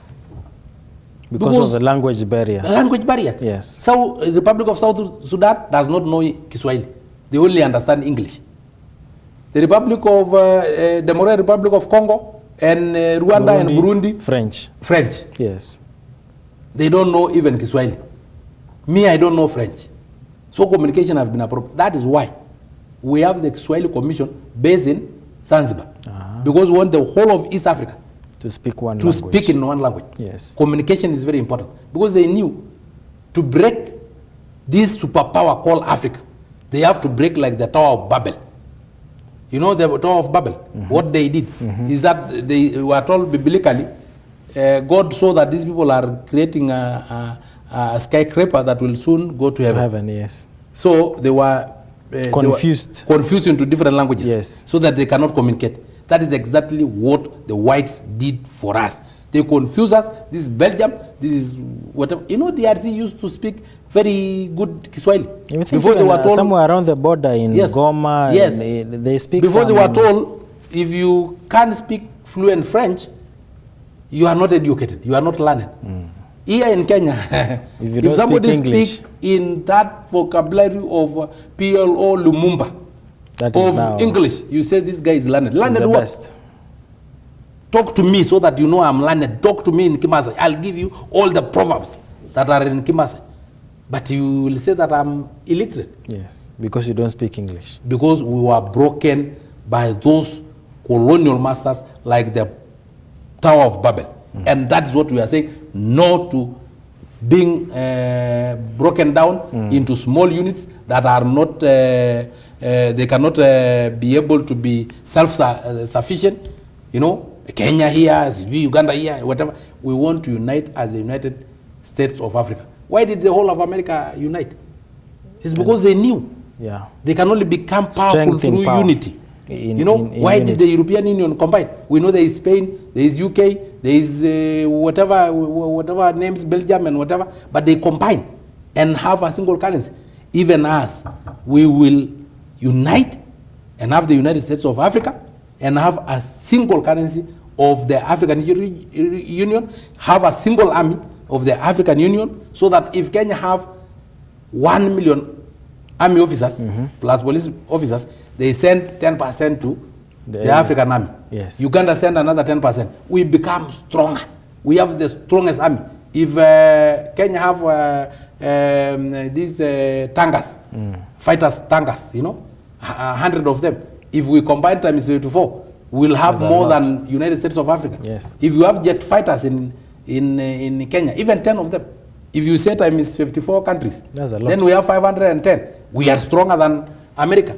That is what we need. Unity is strength. We want to break these colonial boundaries. We will say never again will we be broken like the Tower of Babel. No. Mheshimiwa, as we wind down, yes, as Kenya Kwanza and those who support Raila Odinga push for his election as the chair of the AU Commission. What does that mean for our local politics now, especially opposition politics? What will happen now once he is declared the winner and he moves to Addis? Who will lead the flock? You know, you are very funny. It's as if you have not been in Kenya and you have not been in this world. Who will lead the flock? Yes. In reference to who will lead the opposition? Yes. You know, the father of Raila Odinga, the late Njaramogi Oginga Odinga, was the leader of official opposition party. Yes. Did you ask who led when he was gone? No. Did we lack somebody who will lead after he was gone? But now when you try to look if at we can replace current, the president, how difficult is it to replace just an opposition leader? It may not be so. Kina Kalonzo are there, the others are there. You are here. You can also go to the opposition and lead them. No, I'm not a politician. You know, Jomo Kenyatta was here. We replace him as the president of Kenya. It's so easy to replace an opposition leader. It was difficult to replace a president. But you have been able to replace a president. I hear that from my mother because I was born in 1978, just a few months after Kenyatta passed away. Because they remember my date of birth. Not because they remember of all the other my siblings. You know, those days there was no date. Every day was Monday and Tuesday because nobody was going to work. Every day was a Monday or was a Saturday, or because you wake up, you go to look after your cows, you bring them in the evening. We only know that morning and evening. We didn't know days. So even them, they did not know the days those days. But they knew about my birth because they said I was born just a few months after Kenyatta have died, kabla ya sikukuu kidogo. Just one day before sikukuu kidogo. Sikukuu kidogo ya zamani ilikuwa Jamhuri. 12 December. Because sikukuu kubwa ni ile ya 25th. Yes. Alafu mwaka mpya ni ile ya first. Sasa sikukuu kidogo 12. Ilikuwa 12. So nilizaliwa, mama yangu hakusherehekea sikukuu kidogo kwa sababu alizaa usiku hiyo. So I know now that I was born 11 December because a few months before Kenyatta died, who died in 1978. So that is why I know my date of birth. But anyway, I was told when Kenyatta died, hata mifugo zilirudishwa nyumbani mchana. When they had, they thought the world will stop. Okay. Because a whole president have died. So how is that possible? Ile ng'ombe nini yenye zilikuwa malishoni kila rudisha, you know what's going to happen next. Wakuja wakae, watulie, waseme wafuatilie what will happen. My friend, he was replaced. So Raila Odinga, you think you will not get a replacement? You may be shocked, it will be Babu Owino. Wachana hii kina Kalonzo yenye wanazunguka hapa. You know, in 2018, if you follow my Facebook page, I predicted that Babu Owino will be the first president of Kenya from the Luo Nyanza region. That's what I wanted to ask you when you mentioned Babu Owino, because I saw somewhere you said he will be. And that one is in 2018. Long before and all I this. said in parliament. And now, Raila is getting out of the way. So there's going to be a the next most popular person reorganization at the moment. Yes. From the Luo Nyanza region is Babu Owino. The guy, if you go and contest as the Kisumu governor, Homa Bay governor, or Siaya governor, you will get those votes like nobody's business. You have been getting votes against all odds in Nairobi. So you can imagine. So anyway, that is another case. So I was just telling you about replacement. But Kalonzo will not replace him. Eugene Amalo will not replace him. Which is the other character? Joho will not replace him. Wajakoya. Wajakoya have a chance, but a minimal one, because of his age and also his way of approaching things. You know, when you keep on saying bangi throughout, and you are a professor, you know, it also not anger well to most of the Kenyans. Maybe a few characters who behave like him. But the only person I know he can replace him is Babu. Yes. Mbadi had a certain chance to a certain level, but wakati alikatazwa kusimama kama governor of Homa Bay and then he became nominated like me, you know, the clout ikaenda chini kidogo. Unajua, in politics you can lose overnight. But you know, when I said Babu Owino will become the first president of Kenya from Luo Nyanza, remember that day Mbadi was the minority leader. Yes, and Kina Opiyo were there, Otieno Omolo were there, James Orengo were there. But why didn't more experienced? Yes, older.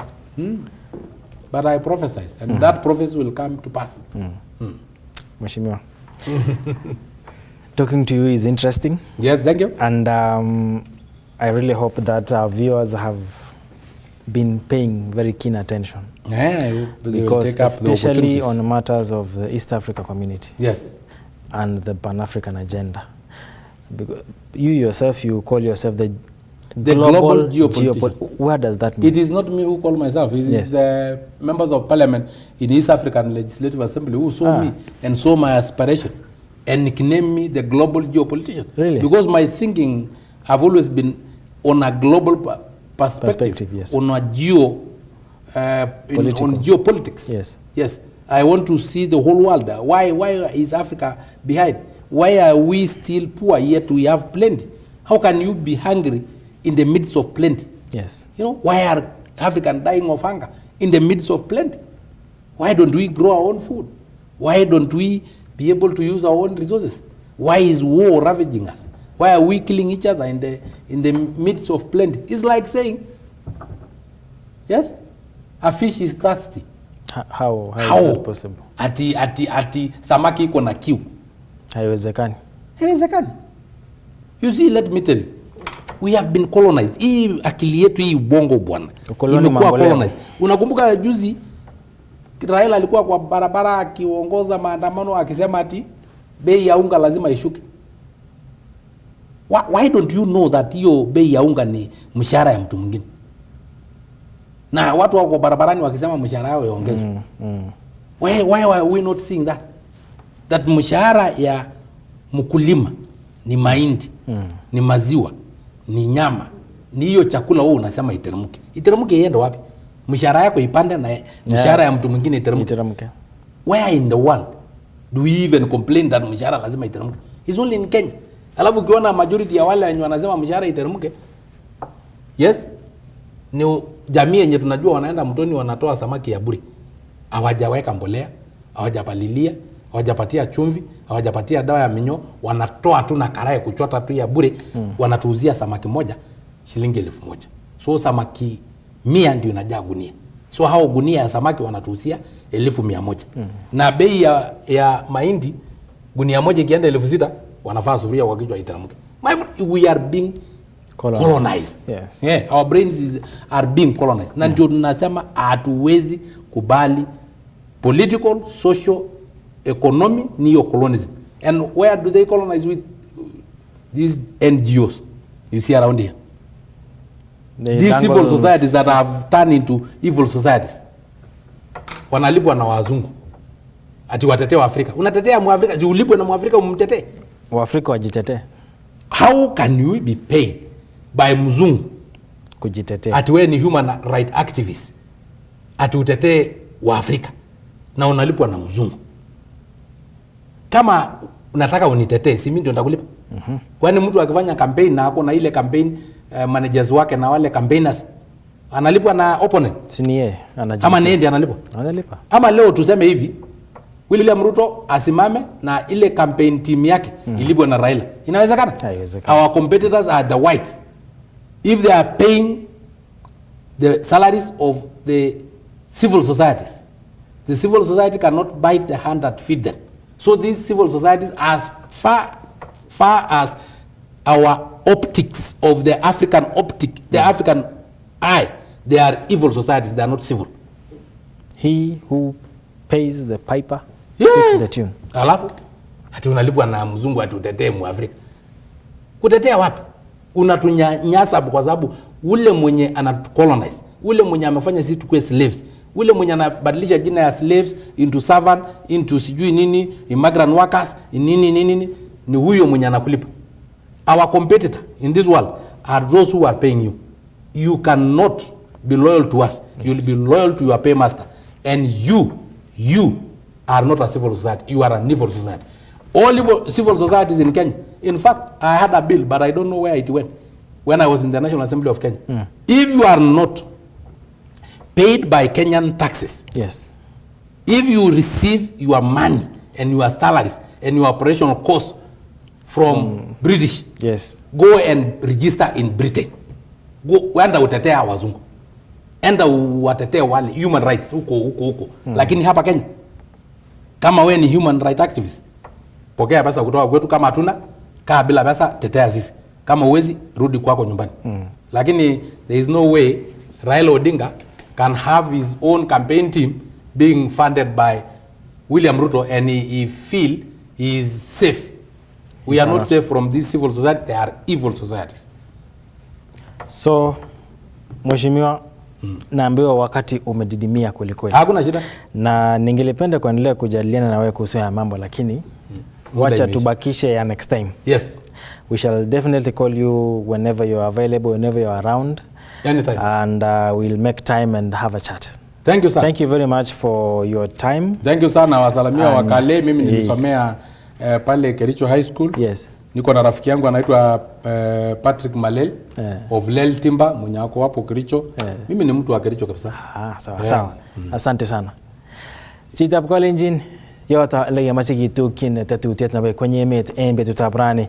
Kainenyu ko Victor Korir, miten studio ak Mheshimiwa Dr. David Ole Sankok nenet ko MP nebo Iyala. Kaya ngalal ngeten ole kai tugul kakosir nekit sait agenge ak kebeberiat ak notok ele kitukyin tetutiet nebo rani kakimiten kebeberta nebo kab emet ak Naomi Cherotich nekibun logoiwek en oret noto nebo kaborunoik kou notok ko noto ko nekakomuch komwa Mheshimiwa kole miten kibagengeisiek che nootin ko civil societies ako mwanet kole icheket koma civil kobaten evil. Konoto keret netindoi ko inegen na Mheshimiwa konotok kikochin chitugul boroindo nebo koyai boisienyin en ole kertoi kou notok kityo isib ng'atutik chebo emetab Kenya. Chitab Kalenjin amache amakun kembout nekararan mising. Kainenyin ko Victor Korir. Ngetyen kora wikit nenyone en tetutiet age nebo kwenye emet. Bye bye.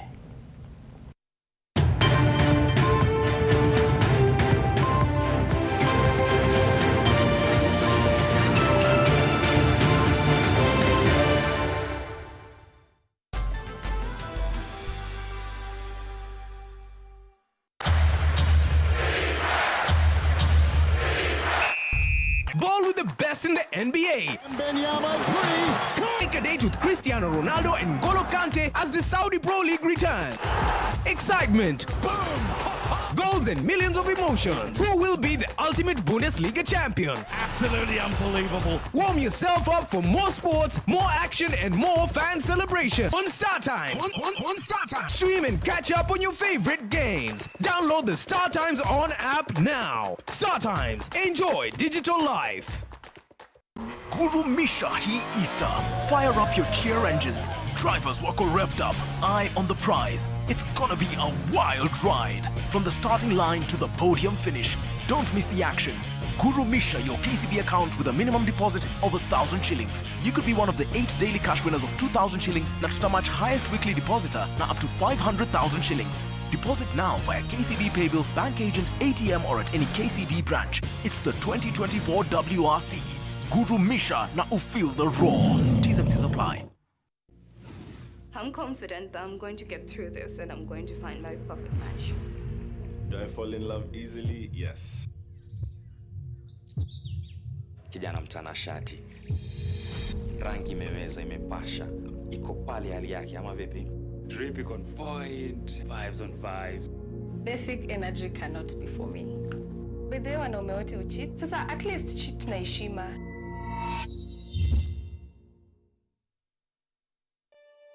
Kote nchini mbele tuendelee, mbele Kenya twende mbele, Kenya tuendelee, twende mbele.